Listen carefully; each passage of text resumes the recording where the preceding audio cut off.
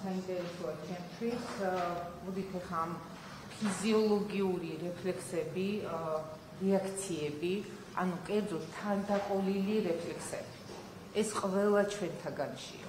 მას ვერ ვიტყვით, რომ იცით რა, აი მე მეტკინა, შეიძლება შენ არ გეტკინა, შენ გააქვს ეს რეფლექსი, მე არ მაქვს ეს რეფლექსი. ჩვენ ამ რეფლექსებით ვიბადებთ.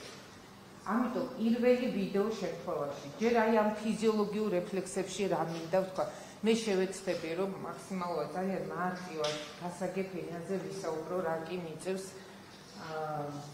სამედიცინო, ასე ვთქვათ, პროტოკოლების თუ გაიდუაინებზე საუბარი.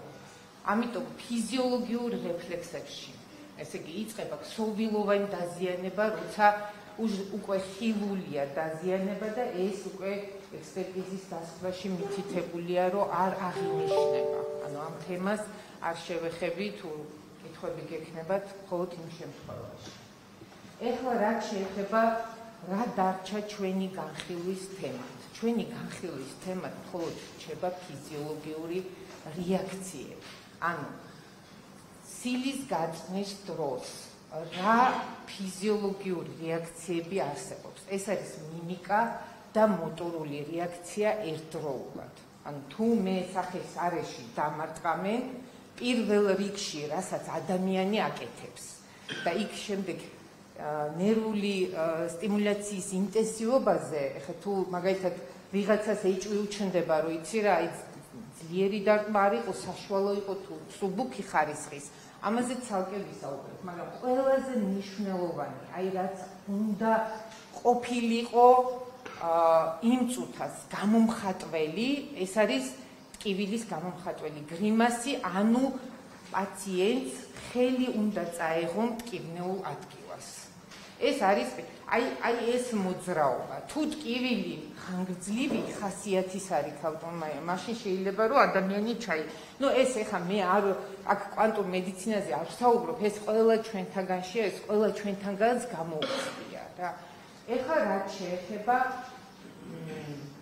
ამ ვიდეოს თემაზე. ანუ აქ ბატონი ირაკლი რას ხედავთ, რომ ზიას აი ამ სილის გაწმის შემდეგ მას მხოლოდ და მხოლოდ აღინიშნება ერთი რეაქცია, ეს არის თავდაცვა. აი თუ ხედავთ კადრში, რომ უკან იხევა, ეს არის თავდაცვა, ესეც თანდაყოლილია, თუმცა არის ასევე შეძენილიც, რაც სპორტსმენებს აქვს ყველაზე კარგად განვითარებული. განსაკუთრებით ბოქსიორებს, ხო? ყოველთვის ცდილობ, რომ რაღაცა აიცილო, ან წრეში ბურთი ყველას გვითამაშია და ბურთი რომ მოდის, ცდილობ, რომ აიცილო, ხო? ამიტომ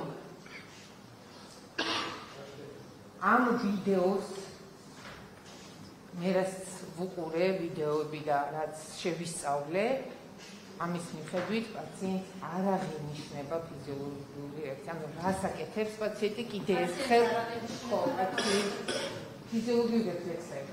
გავიტანოთ, ეხლა მე ქვერო ხელი მე დამატოთ, აუცილებლად რაღაცა თუ მეტკინა რა თქმა უნდა, აუცილებლად რაღაცა დამეტყობა, ან მიმიკა, ან მოტორი, ან რაღაცა მოტორული რეაქცია, ან სხვა ტიპის. აქ რასაც ხედავ, მე პირადად, ეხლა როგორც მინდა, მე ამაში ძალიან დიდი გამოცდილება. მე ყოველდღიურად მართავ ტკივილებს. წვავეს ქრონიკულს, ტრაუმული ხასიათის სიმპტომატიკის დიფერენცირებაც მიწევს მათ შორის, იმიტომ რომ ხშირია დაცემები, დარტყმები, ყბების მოტეხილობა, კბილების დაწესება და ასე შემდეგ. აქ არ იკვეთება არც ერთი მათგანი გარდა თავდაცვისა. ამიტომ აი ეს არის ჩემთვის, ასე ვთქვათ, რატო ვდგავარ მე აქ, იმიტომ რომ ერთ მნიშვნელოვნად შემიძლია თამამად გითხრათ, რომ ამ შემთხვევაში ტკივილი არ აღქმოვა.